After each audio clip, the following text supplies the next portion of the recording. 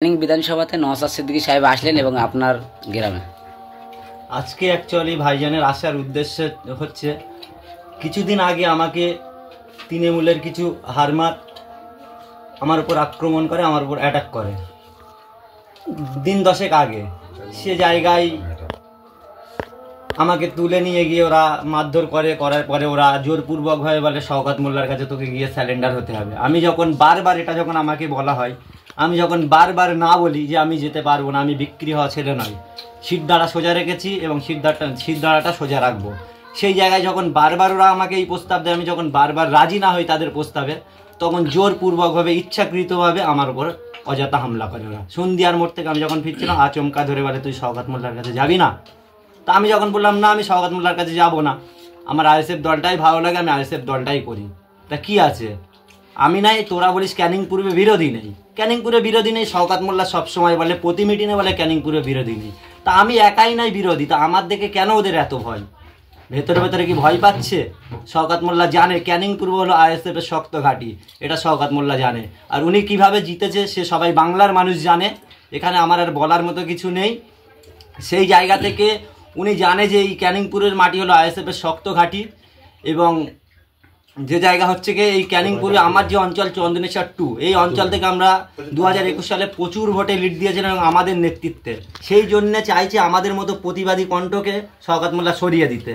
আমাদের মতো প্রতিবাদী কণ্ঠ যদি থাকে 26-এ আবার শওকত মোল্লার জেতার, যদি ক্যানিংপুরে শওকত মোল্লা দাঁড়ায়, শওকত মোল্লার জেতাটা টাফ হয়ে যাবে। সেই জন্য আমাদের মতো প্রতিবাদী কণ্ঠকে সরিয়ে দেওয়ার চিন্তা ভাবনা করছে শওকত মোল্লা। আগামী দিন কি আইএসএফ এর ব্যানারে আপনাদেরকে লড়াই করতে দেখা যাবে না ভয় পিছিয়ে হটবে? এখানে ভয় পাওয়ার কিছু নেই, আইএসএফটা করছি 2021 সাল থেকে। আর একটা কথা ভালো করে মাথায় রাখবেন, আইএসএফ যতদিন এই সততার পথে আছে, জনগণের স্বার্থে, দেশের স্বার্থে আইএসএফ যতদিন আছে ততদিন আইএসএফ এর সঙ্গে আমি আছি। যেদিন দেবো আইএসএফ দলটাও তৃণমূলের মতো হয়ে গেছে, সেদিন আইএসএফ এর বিরুদ্ধেও লড়াই হবে। কিন্তু আইএসএফ যতদিন জনগণের পাশে, দেশের স্বার্থে যতদিন আছে লড়াই করছে, ততদিন আইএসএফ এর সঙ্গে। আজকে আপনার বাড়িতে ভাইজান আসলো, কি বলবেন?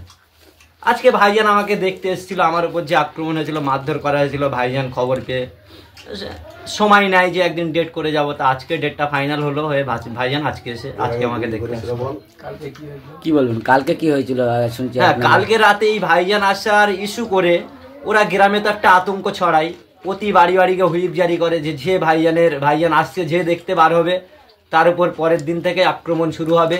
মানুষকে ভয় দেখানো, রাতে অন্তত 20-40টা বোমা মেরেছে, আমার বাড়ির সামনে 200-250 ছেলেপিলে নিয়ে জমায়েত করেছিল রাত 2-2:30টা পর্যন্ত।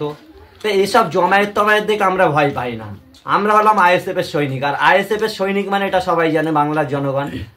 আইএসএফ এর সৈনিক এরা কিরকম, আমরা যতটা ভালো আবার আমরা কিন্তু ততটা খারাপ হতেও 1 মিনিট ভাববো না আমাদের উপর যদি বারবার এরকম আক্রমণ হয়।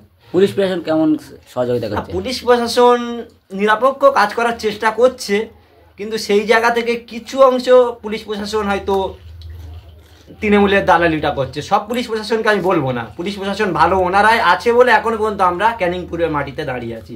আর আজকে যে জনজোয়ারটা দেখলেন, এটা 26-এর কিন্তু শুরু ক্যানিং পূর্বে, এটা মাথায় রাখবেন। ক্যানিং পূর্বে 2021 সালের পর থেকে এখনো পর্যন্ত এরাম আমরা জমায়েত করিনি। আজকে যেটা করলাম, এই অ্যাকচুয়ালি আমার মারার উদ্দেশ্য যে ক্যানিং পূর্বে আইএসএফ আছে কি নেই সেটা আজকে আমরা দেখিয়ে দিলাম। কিছুদিন আগে আমাদের যে অঞ্চল সভাপতি তথা উপপ্রধান বলেছিল আমার অঞ্চলে আইএসএফ একটা মিটিং করে দেখা, আইএসএফ 10টা ছেলে বার করে দেখা।